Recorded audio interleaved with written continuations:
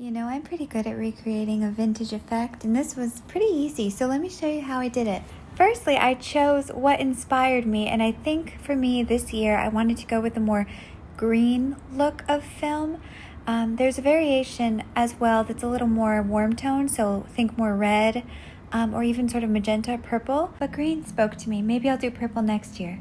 You don't need a fancy camera for this. I used my Canon Rebel, but you could use your phone, a point and shoot, whatever. This is a test shot of my tree. I just used my flash. That's really important. As you can see in this video, I made it really dark in the room. I closed the blinds because I knew we were going to use flash. So expose your camera properly for that. If you're a beginner, you don't know what any of that means, you can use your phone just with a flash and a self-timer, but if you have a camera, check that the flash is on.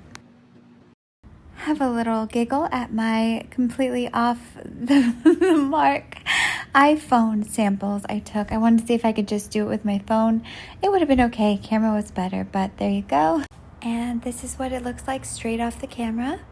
I actually really debated whether or not to filter this or adjust it even at all because it is more authentic. It's straight off the camera, but digital flash and film flash are still different things, and I really wanted that film look, so I'm going to show you how to do that without Photoshop or anything. You just need this app, so feel free to screenshot this, or I don't know, get a pencil and a pen or write it down, I don't know, but here are some screenshots from the app.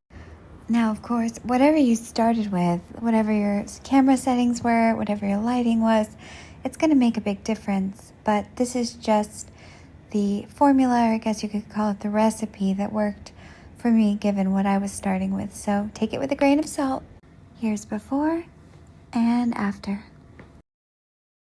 And some of the photos I took, you guys will notice they have this greenish tint to them that is a little more authentic looking, albeit a bit lower in resolution and everything. And actually to create that, I used a separate app.